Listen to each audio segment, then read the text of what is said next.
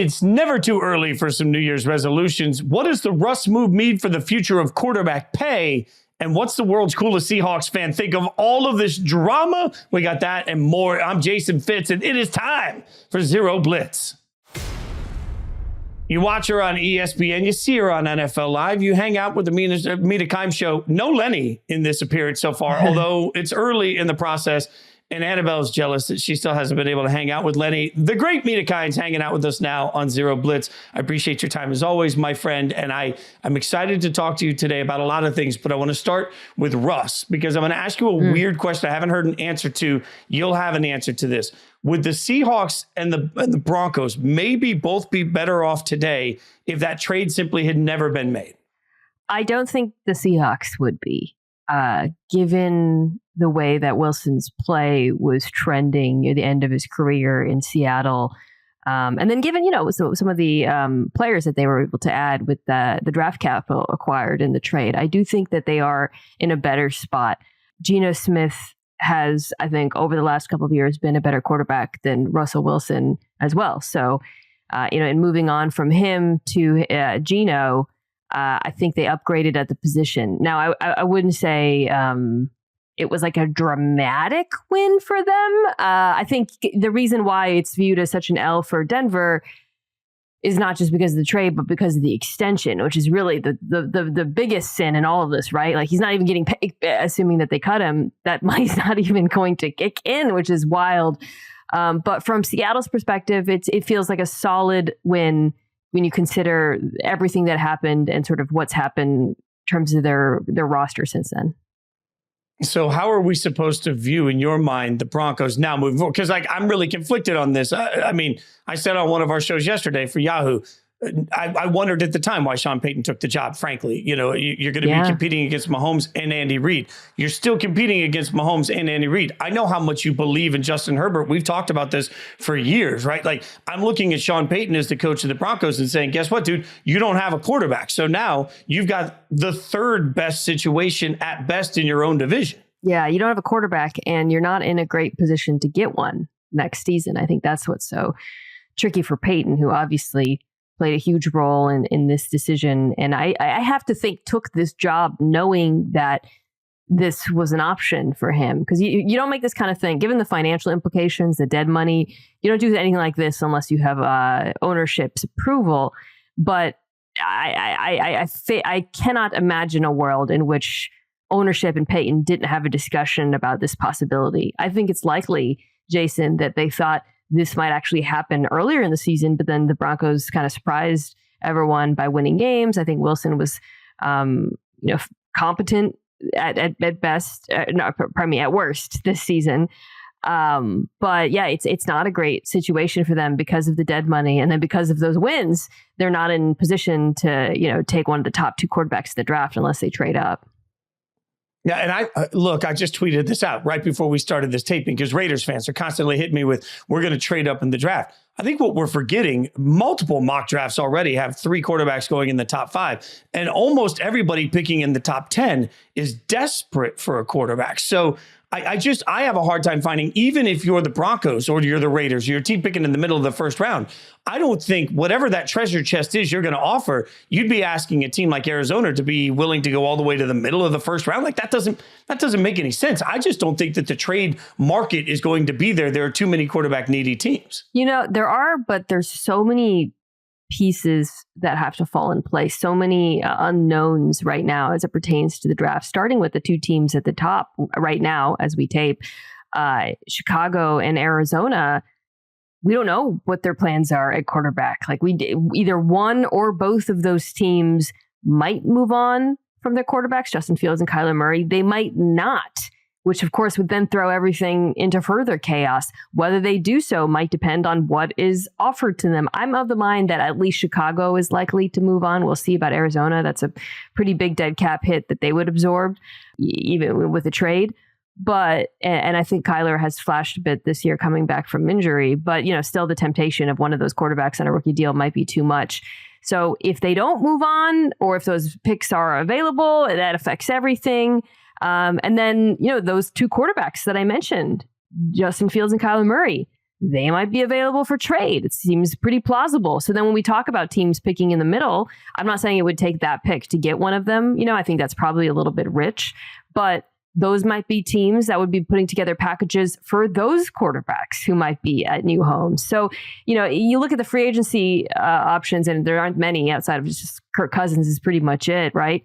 But you have to remember that the quarterback market as we see it in December is so wildly different from how things are by the time of the draft. And that's even precluding the possibility that some starter might get disgruntled, which seems to happen every year now. I also feel like as much as Russell Wilson may not be a world beater at this point, and he may not be who he was, making it sound like because he's not that suddenly means he's hot garbage and he sucks is too extreme for me. Like I just, there's in my mind, you tell me that I can't find a path that doesn't have Russell Wilson as a starter next year somewhere in the league. There's too many. We live in a world where Josh Dobbs was going to be a starter in 1 second. Like it just feels like he's going to get a job. I agree. Russ has been such a funny flashpoint this year for takes because you can kind of tell who's watched him, which is to say, he has not been hot garbage. You're right. But then he's also not been a top 5, 10, I think 10 quarterback. Like, I saw somewhere people were citing the fact that he's like 7th in passer rating. But like when you watch, it's a very conservative style. Every now and then there's flashes of playmaking. He's been fine. He is absolutely a starting level quarterback, but he is definitely not in the bottom or the top. So I think to your point, there's a lot of quarterback friendly teams. It's really going to come down to what Wilson wants in terms of both situation and money. Like you look at what Baker Mayfield is doing in Tampa. It's great, but it's also great because Baker Mayfield's on such a reasonable contract. Would Wilson be willing to take a contract like that? If so, or if anywhere close to there, I do think there's a lot of teams that would be interested. But if he wants more, if he wants a competitive team, that's where it gets a little bit dicier for me. If you were a GM next year, same money, and you're making the choice between bringing in Russ or Baker Mayfield, who would you bring in? That's a really good one because I think that they're pretty similar. I think Baker Mayfield has played better football this year. Wilson, he was a bit inconsistent.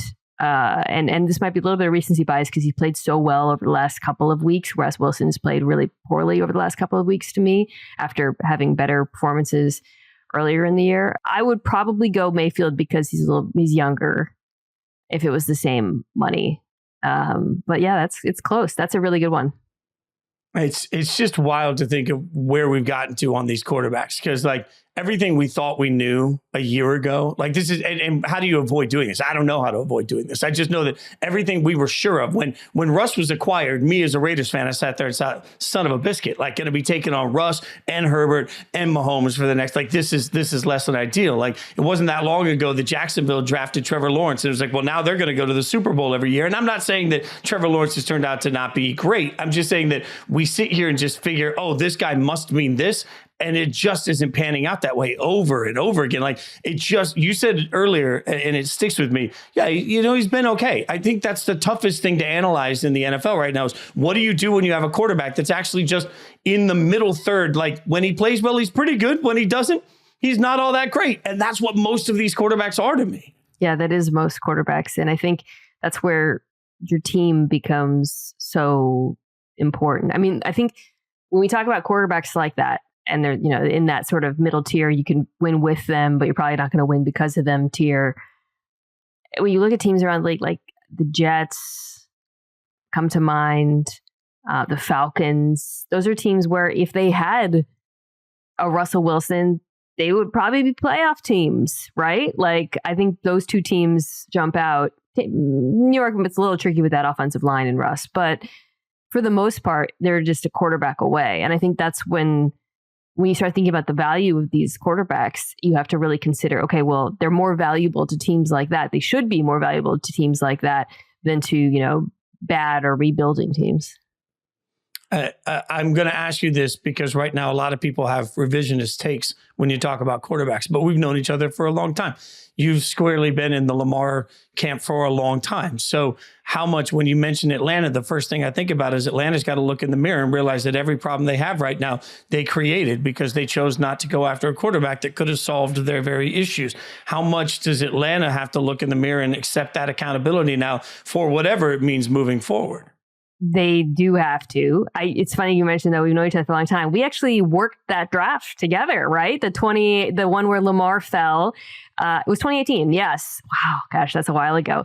And you and I were doing a draft show together, and Dominique was there. And you remember Dominique Foxworth, my coworker, and I had done a lot of work on Lamar, and we were like stunned watching him fall. And you remember we were like, this is a mistake. Like, he is a special player. Now, I got a lot of other things wrong in that draft. Josh Allen, I've owned that. I've, self-flagellated about that for a long time. Yeah, so you get things wrong, you get things right. But I think as it pertains to the Falcons, Lamar, to me, where they err, they've erred a few ways because they really are a quarterback away. That team, I really do believe is a quarterback away, especially with some of the fixes they made on defense this year. The defense has actually played pretty well. Which is so disappointing especially for such a winnable division, I think, to have quarterbacks be so clearly the problem.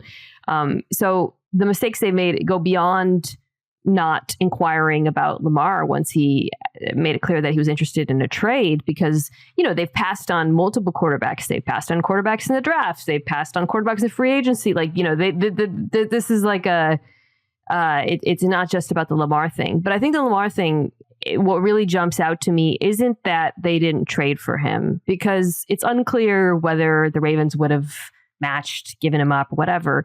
The fact that they and some other teams, but I think they do jump out as the worst of all, given what we just talked about, were so outspoken about it. And I think the owner I gave a quote about his injury history, and that to me was what was so puzzling about the whole thing. Like, you don't have to do the trade, but why not make a call? And why be so loud and proud about your disinterest in doing so? Yeah, to me, it's sort of management malpractice, especially given how well Lamar's playing this season. Well, and I think I'll go back to something, our friend Harry Douglas used to say to me all the time. Like, Harry and I have a bet right now that started long before the season about who was going to be better by the end of the year. And he was convinced that the Falcons were going to be a playoff football team. Now, that wasn't because the South was going to suck. That's because he knows people from his career and still in that building that are in that building. And he was adamant that Desmond Ridder was the guy. And we don't need to look at quarterbacks. We've got our guy. And that's the part that I think keeps eating me alive. Like, how did you have him in the room, look around and say, nah, we're good? Because I don't feel that when you watch it. It doesn't feel like there's ever been if you believed he was good enough, then Arthur Smith should have had something dialed up that showed that. And we never saw that, right? Like, there was never this moment of oh, I see what they love about him. Instead, it feels like they've been protecting themselves at that position because they know they don't have a guy. Like, you can't have both. Yeah, I agree. I liked Ridder as a prospect. I wasn't, I wasn't standing for him or saying he should be a top pick or anything, but I thought he had potential. I liked his college tape, and he did start 4 games at the end of last season. And this summer when I do division previews for my podcast, the Mina Kimes Show featuring Lenny. When I was previewing the NFC South, I went back and watched those games to kind of, once it became clear that Ridder was going to be the starter. And I said this on my podcast, people go listen to it. I was kind of underwhelmed. I thought there were some flashes of decent play, and I could see why they wanted to keep him in the building. But there was nothing really on tape that suggested he was ready to be the quarterback of a playoff-bound team, or that he would. And I think part of the reason why I was optimistic with the Falcons nonetheless is because the quarterback play before him was so bad from Marcus Mariota. So it wasn't, oh man, I thought, well, it'd be pretty hard for them to downgrade. And I don't think they necessarily downgraded, to be honest, but they certainly didn't upgrade in a way that was sufficient. And it's been a very, I can't imagine how Falcons fans feel watching their team this season, because it's the promise of the team is so far from what's on the field. Again, there's not an easy solution for a team that's won as many games as they have. This year feels like a lot of teams are going to be sitting there on draft day saying, yeah, sure would. I'd love one of those 3 quarterbacks. That would sure help a lot of things, but people in hell want ice water too. It's just not going to be there for them. All right, let's have a little bit of fun and take a look at some of the bigger teams across the league. I thought since it's almost New Year's, frankly, when you work in sports, you're always working New Year's anyway. I figured we could have some New Year's resolutions fun. We'll create some resolutions for some of the biggest teams, biggest storylines. A New Year's resolution that comes to mind. I'll give you a team. We'll talk about it. We'll figure it out. Let's start with America's team because everybody, I want clicks. I want people to listen to the episode. So I got to say the word Dallas Cowboys a certain number of times. So give me a New Year's resolution in your mind for the Dallas Cowboys.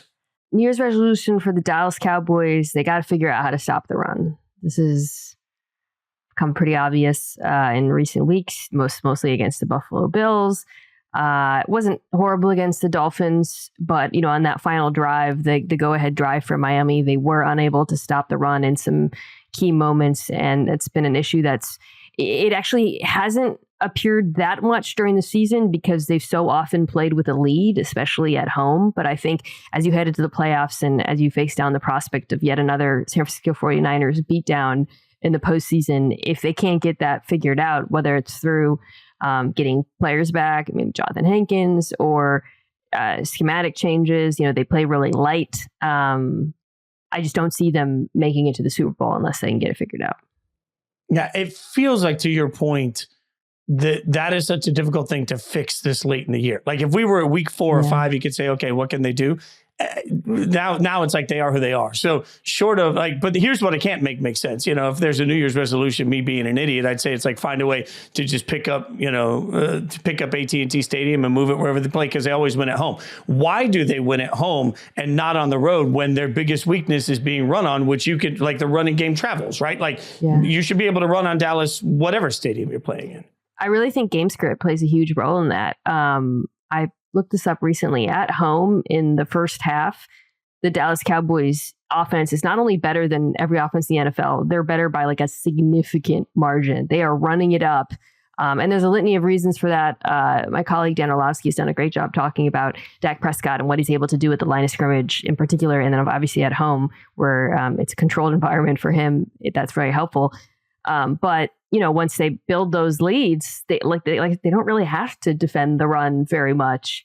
But when you're on the road, you don't have a lead, or you're in foreign territory, it suddenly becomes an issue, especially when they fall behind. I have become obsessed with snap count. I look at snap count all the time now because I feel like to that point, it speaks so much to, man, they didn't feel like they really were on the field much in the first half. And you look out and you're like, you only had the ball for 20 plays. What the hell did you actually try and accomplish? So it is funny how the opposite side of that holds true too. It feels like, especially for some of the bad teams in the league this year, a 3 and out followed by an 8-minute drive, 3 and out followed by an 8-minute drive. And before you know it, you've been on the field for 6 snaps. And you're like, oh, it makes sense that we have no offense, which I think is part of Kansas City's problem, right? They had negative 18 yards in the first quarter on Christmas Day. So what's the New Year's resolution you would give the Chiefs? God, there's so many things that come to mind. I think they have to figure out how to compensate for some of the issues in pass protection, and just offensive line generally, which is kind of crazy to say. I mean, the obvious thing is catch the football wide receivers, right? Or don't have stupid penalties, and certainly that's part of it. But when I was watching that game in particular, I mean, the Raiders are just dominating them in the trenches, both in the run, they were awful. Running the ball. And then also, it just felt like every down was like a jail. Patrick Mahomes was running for his life in a way that I can't remember since the Bucs Super Bowl. And some of that is, the Raiders have good pass rushers. Kuntz was unbelievable in that game in particular, which was really cool to see. But they have to figure out a way through scheme to hide some of the issues that they've had in pass protection, particularly at the tackle position. So if this is a Stone, our producer is listening behind the glass right now, right? Stone, if Stone had to take a drink every time I say this, he'd be very drunk. But I will say this again. There just aren't 32 capable left tackles in the NFL. Yeah. There aren't 32 capable right tackles. The offensive line issues are dramatic. And it's funny because You just mentioned Kansas City. I'll lump Dallas in with both of them. It's not just a talent issue. It's a communication issue. Like when you see somebody not understanding, this is something that I think, I learned from just talking to Gojo so much about this stuff, like who's passing to who and who's supposed to be covering what on the offensive line. Like this is all talking and communication and understanding left to right movement. And I don't think most of the teams in the league right now are doing that at all. Yeah, I think that's especially significant when you consider that the best team in the AFC, the NFL, arguably, is the Baltimore Ravens.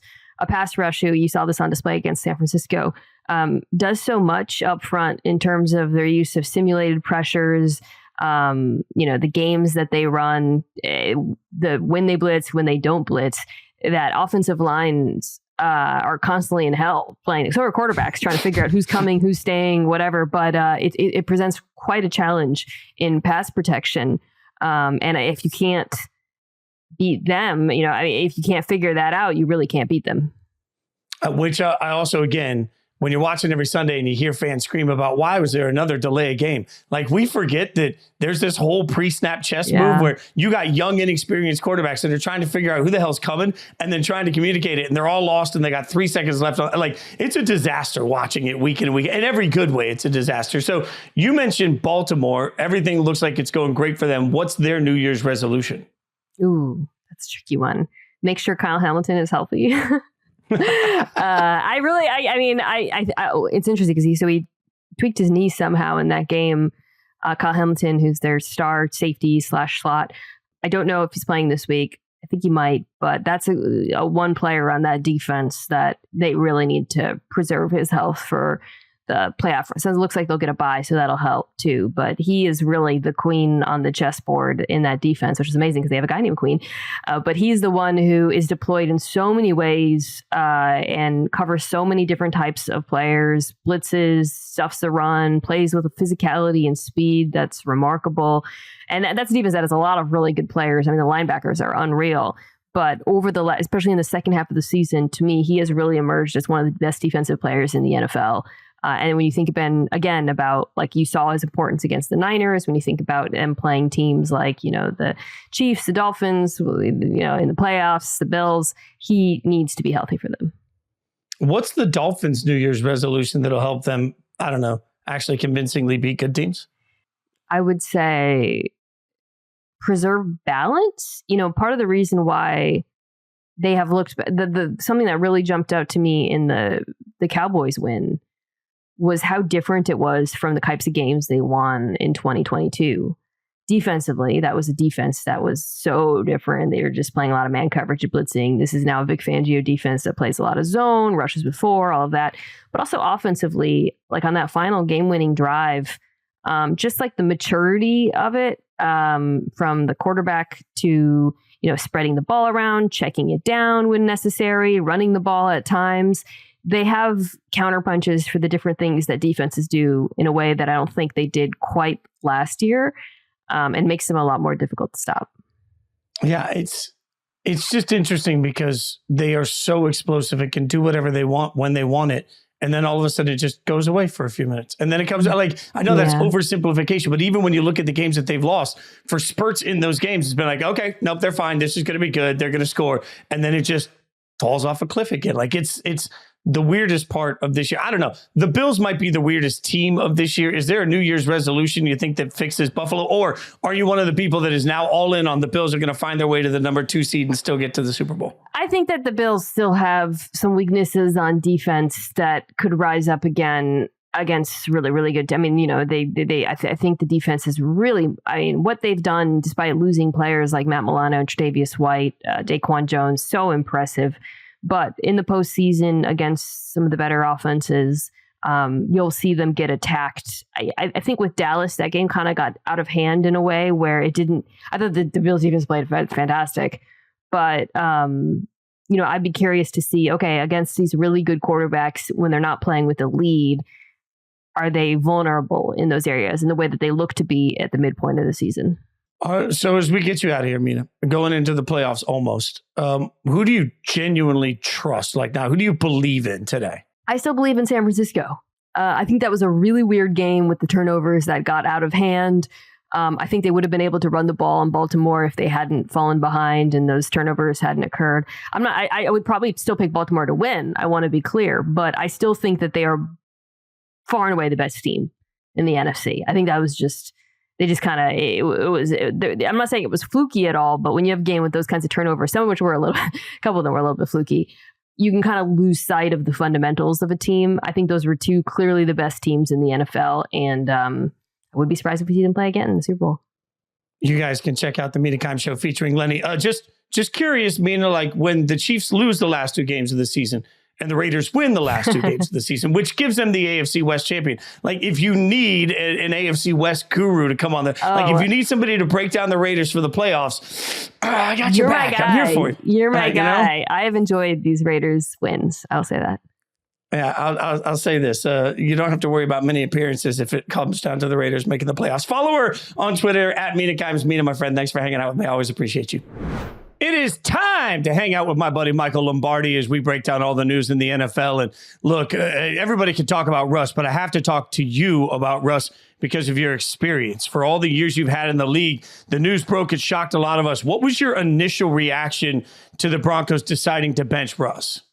My reaction was, I felt like it, what took so long, really? I felt like this was going to eventually happen. And not because I think Russ has been, poor. I just think Russ hasn't been Russ. And, one of the things I think we as fans don't understand is there has to be a separation of the player and the business of football, right? And so we don't think of that as fans. We just see, well, the guy's playing good. Look at his numbers. They're not bad. His numbers are good. No, there was a time, Fitz, when Russell Wilson down 3 points or tied in a game, you were scared to death. That ended back in Washington during COVID when he throws the ball and can't get in the end zone. Like, it hasn't been here for 3 years.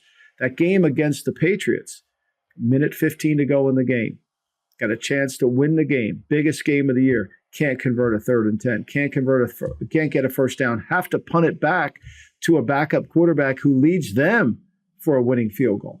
So I was surprised it took this long, not because he's that bad, but because of all the implications on the contract. And that's the part fans don't understand. The business of football is relative. And so what's happened in the NFL, and we have to look at this as if you're a banker. You go to the bank and you want to borrow $800,000 because you're buying $1 million home. Okay. The bank goes out and appraises the home and they say, okay, the home is worth $1.1 million. Certainly there's enough there. We'll loan you that money.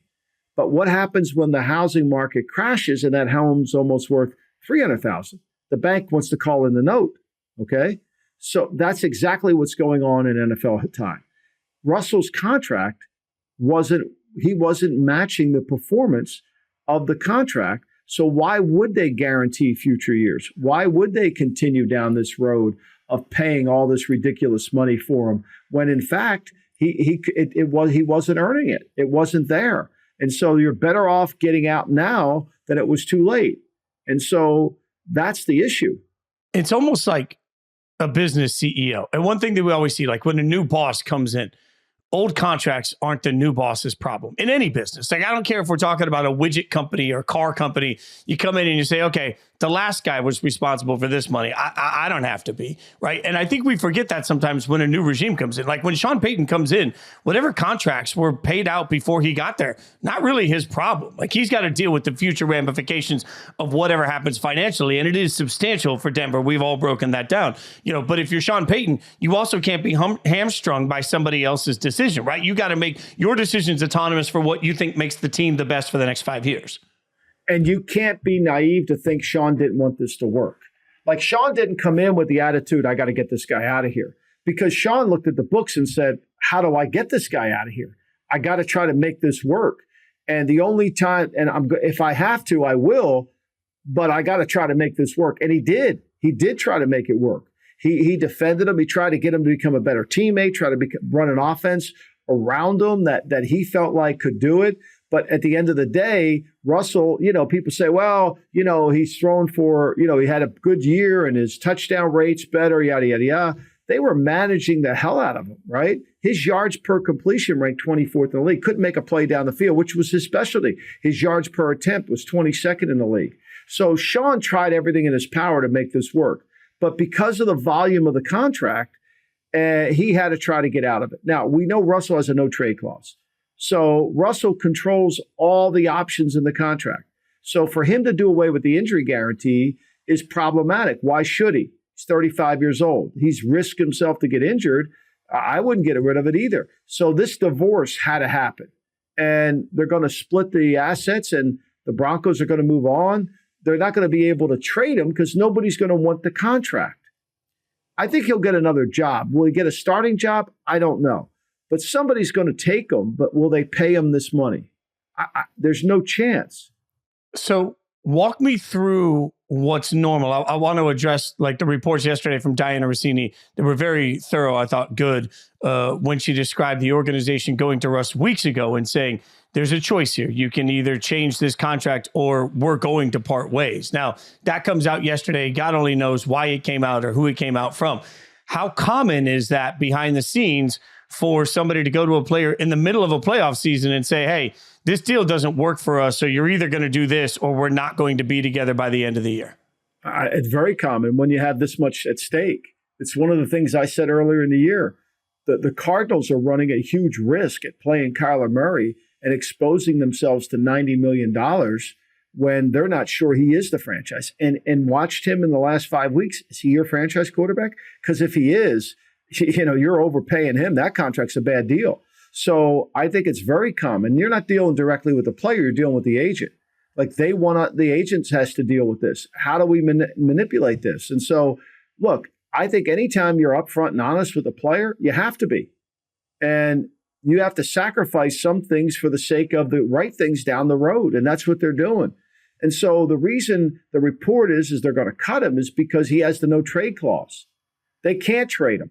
Nobody's taken that contract. Do I think somebody would pay Russell $20 million a year to play quarterback for a year? Maybe. I don't know for sure. But nobody's going to pay him all this money and absorb this guarantees. So they have to wash themselves of the contract.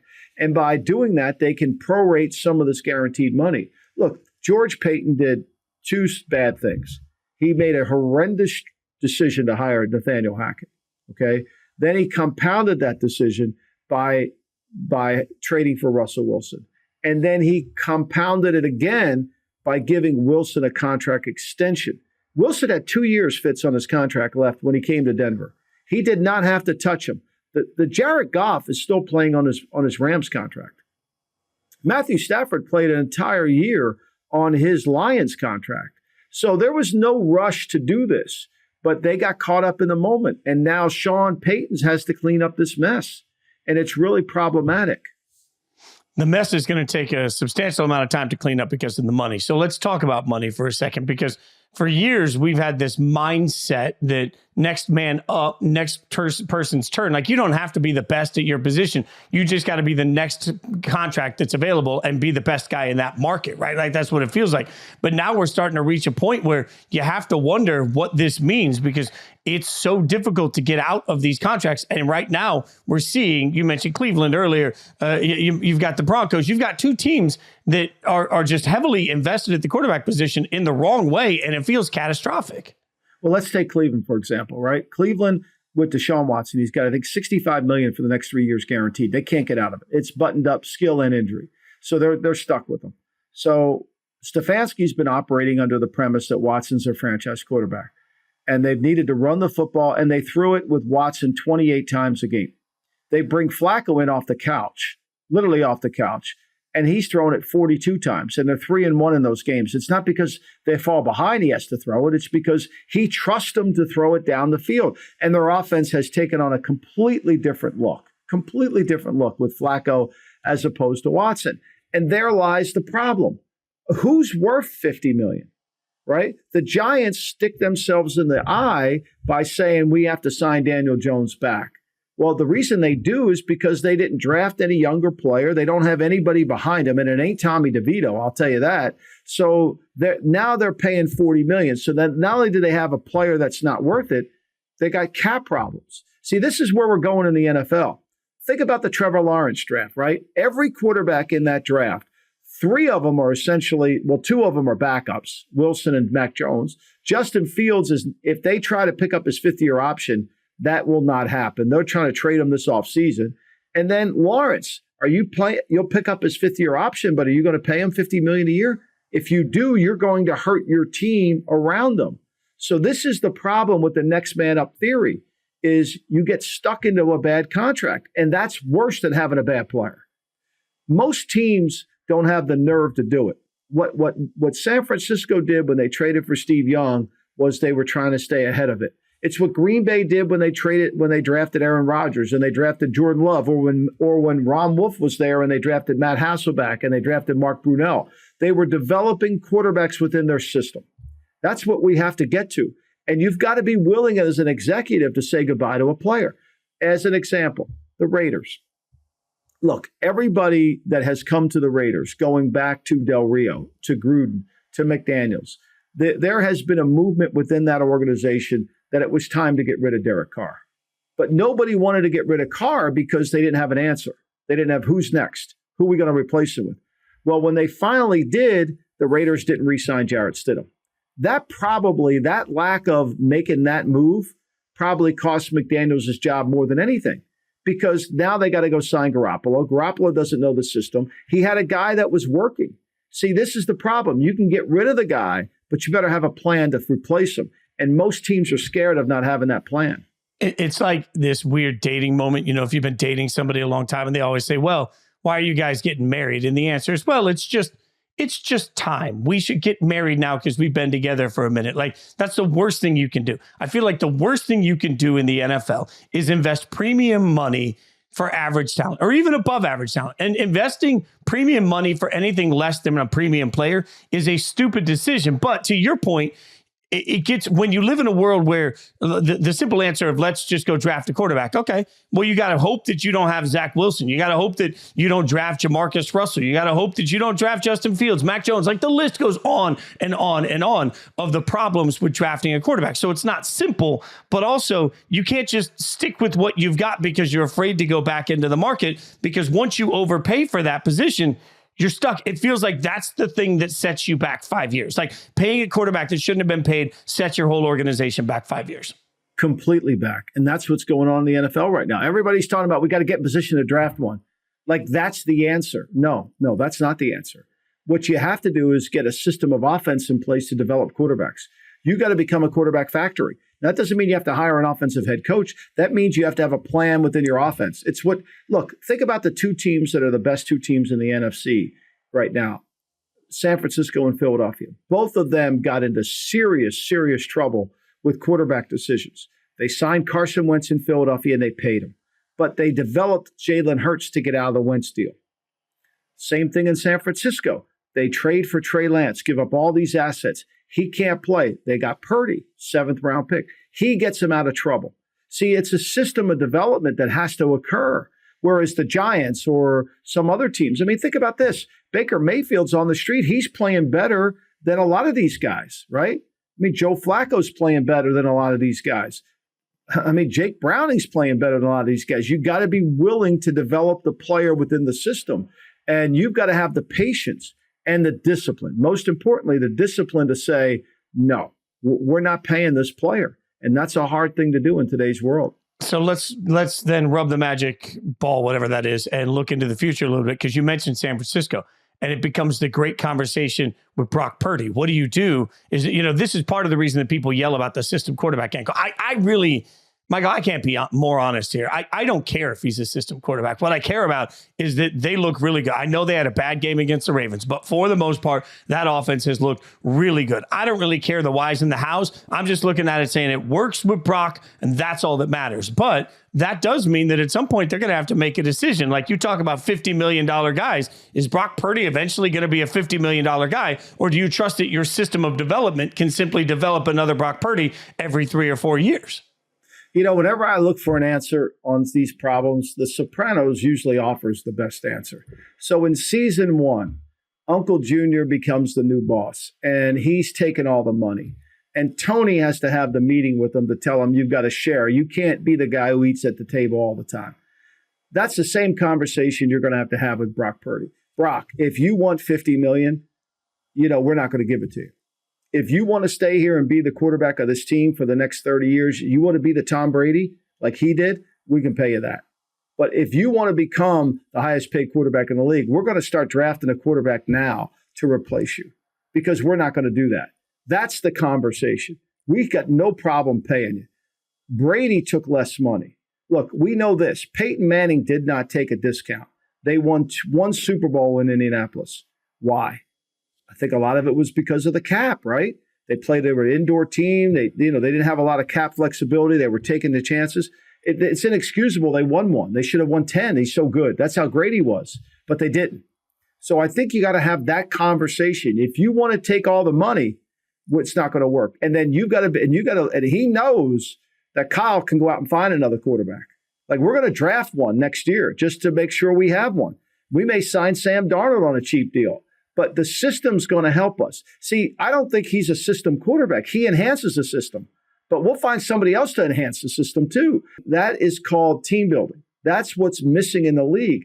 The worst place you want to be, Fitz, in the National Football League is we got to say to somebody, we can't win without this player.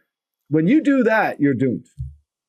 I feel like this is, again, one of those weird moments where, like, you need, in NFL circles, you need an honest friend. You need someone that can look at you and be like, hey, I know you're in love with this guy as a person, or I know you're in love with the results, but, I know you think those pants fit, but they don't. We all need that friend in our life that can look at you and be like, hey, it does. Like, I think in NFL circles, at times, it just becomes so easy for fans and for people inside the building to fall in love with certain concepts, certain people, certain players. And you just have to constantly look at it almost detached emotionally from the what's best. If I'm just looking at my positionless football without faces on it, what helps this team the most? That's just virtually impossible to do in a human league with human interactions and human relationships. It really is. And you have to have discipline to do it, because what causes us to not think that way? The media. Because we're going to get lambasted. Look, give John Snyder credit. Tremendous credit here.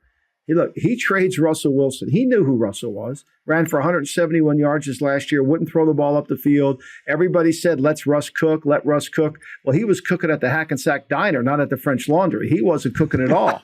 And so, that's the reality. Snyder goes, and I was one of the guys saying, I don't know how he can look at his team and think that Geno Smith and Drew Lock can win for him. But yet they have. They've done a nice job. Are they going to win a Super Bowl? Probably no. But their team around those quarterbacks aren't good enough to win a Super Bowl either. Now, if they had the Legion of Boom, they might, but they're not there yet. They're still a little bit away from getting to that point. And so I think that's what it's about. I love this. I was watching the games on Christmas Day, and everybody was lamenting about poor Patrick Mahomes. He has no help, and nobody's helping poor Patrick, and nobody that.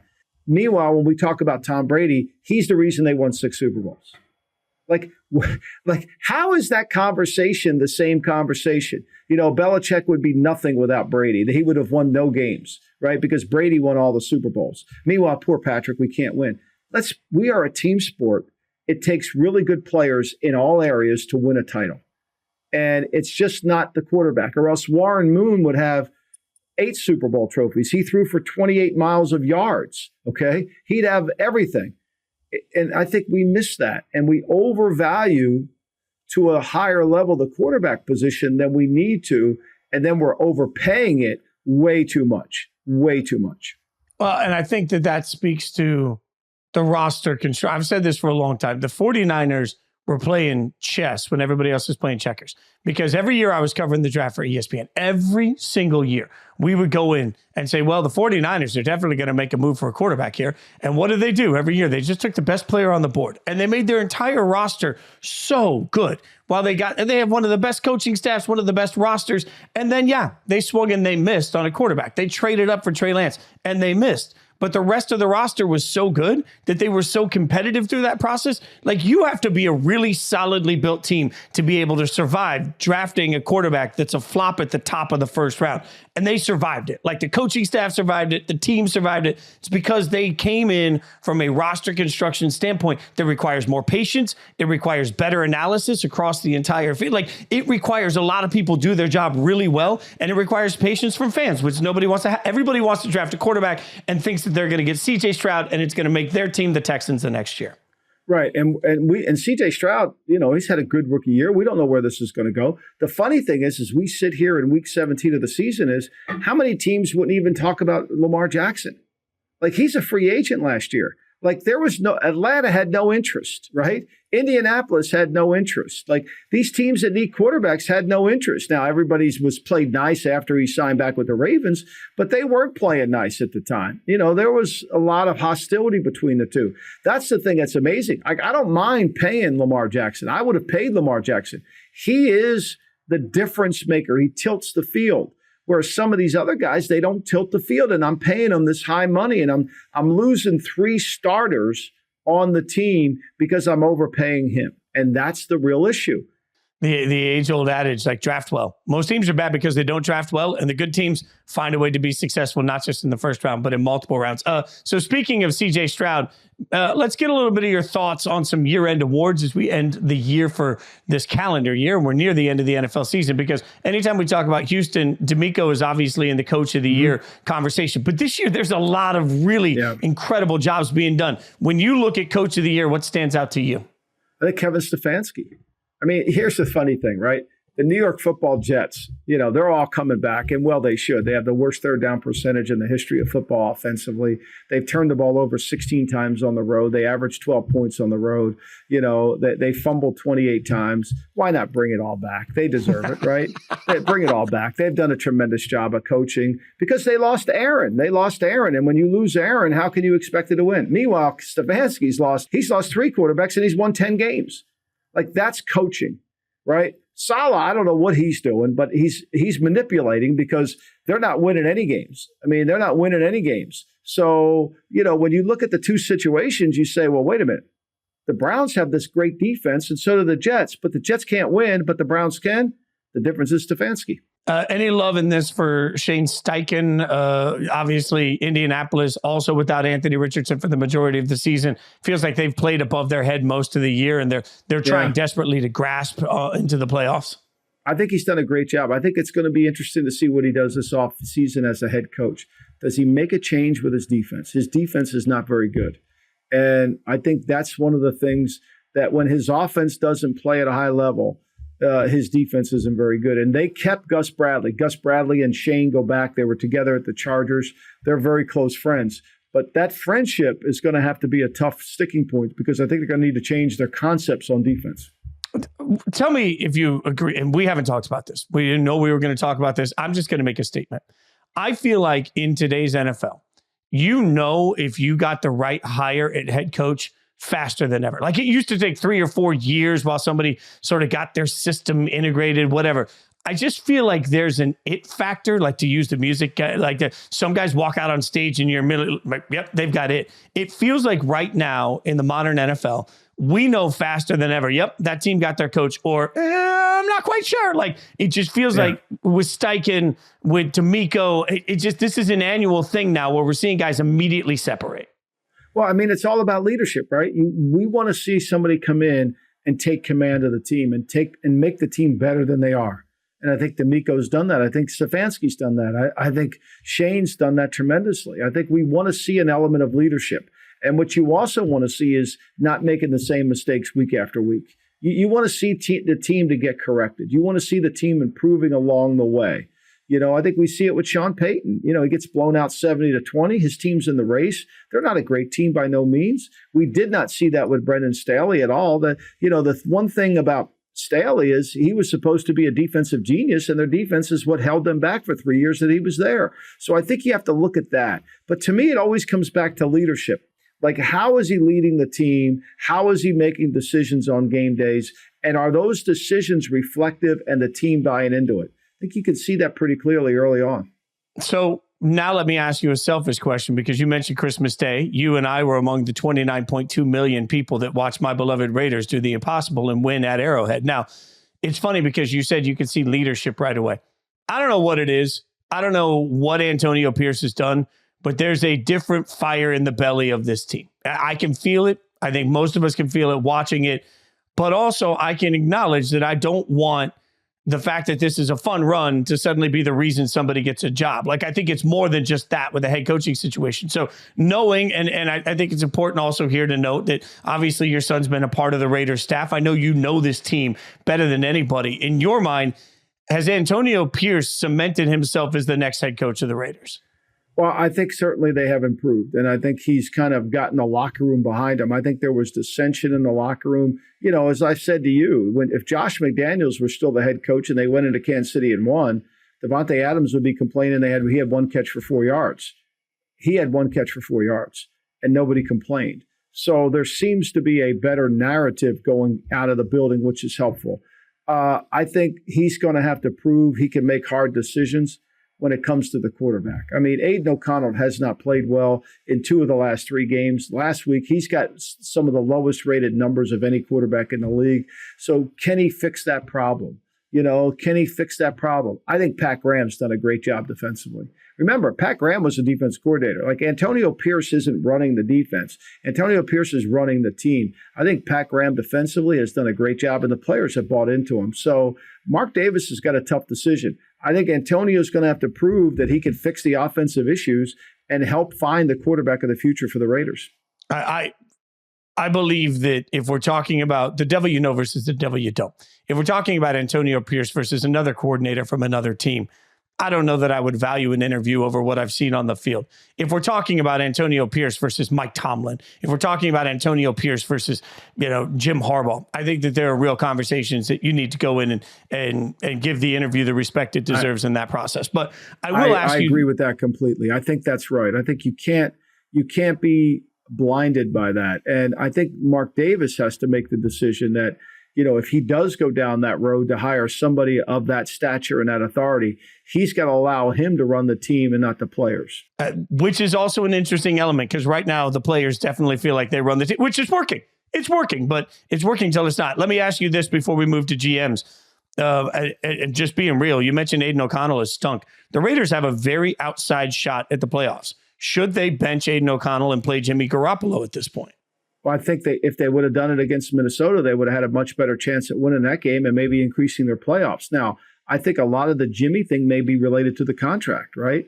I think they're concerned about the guarantees within that. So, even though he still is the backup quarterback, but I think to me, I think if he goes in Indianapolis and struggles to throw a pass, I've never seen a quarterback win a game without completing a pass past the third quarter. I've never seen that. Past the first quarter. I've never seen that. I mean, when Andy Reid turned down the 3 points, went on 4th and 9. I mean, he had 3 chances to get a touchdown from the 9. He couldn't get a yard, and then he decided to go for it on the 4th down. I felt like if he kicks it there, it's 20-10. They're going to go 3 and out, score again. Now you got a chance to get the game to overtime.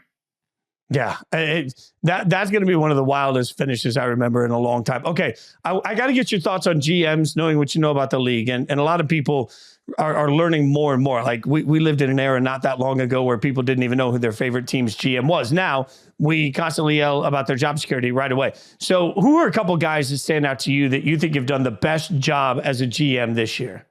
Well, I mean, what is the job of a GM? Pick the coach. And build the roster and have team building, right? Those are the 2 fundamental requirements that you have to hit on, And so I think Nick Cesario's done a great job. D'Amico Ryans has been a really good hire. I think Chris Ballard's done a good job. Now, the roster needs to get improved, but I think they've done a really good job. I think, look, give Les Snead a tremendous amount of credit because to me, Sean McVay should be up for Coach of the Year too. Because what he's done with this team, what he's done with Matthew Stafford has been somewhat amazing. Really, it is, because they're not a talented team. Credit Raheem Morris, too, in that situation. So I think you have to look at those places and say, okay, we've hit on this. We've done a really good job, and our team is improving. And I think, to me, those 3 guys jump off the screen to me as showing. I mean, Jason Light signing Baker Mayfield, I wouldn't have agreed with that. But their team has improved with Baker. I think that's been a clear case of something that's happened. And, I think ultimately the number one thing you got to hit on is the head coach. If you miss on that, I know this. I'm a really good personnel guy with Belichick. I'm not with a bad coach. It's funny you say that. I remember the first time I ever met Herm Edwards, years before I worked in this business. We were sitting at backstage in Nashville at this big event he was speaking at. And at the time, he quickly figured out I was a Raiders fan. And so we were just talking about life. And he said, let me tell you the one lesson you need to know, kid. Called me kid at the time. Later worked with Herm for years. Great guy. And Herm said, the lesson you need to know, kid, if you have a quarterback, you're a great coach.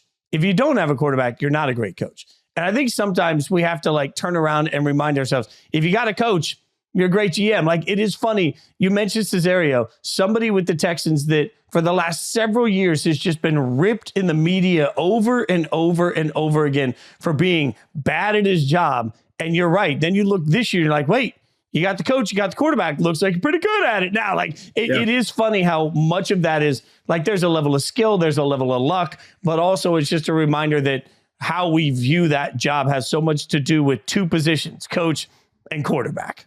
Well, like Joe Douglas at the Jets, everybody says the Jets roster is this talented roster. He gets tremendous praise for his drafts and all that, yet they don't win any games.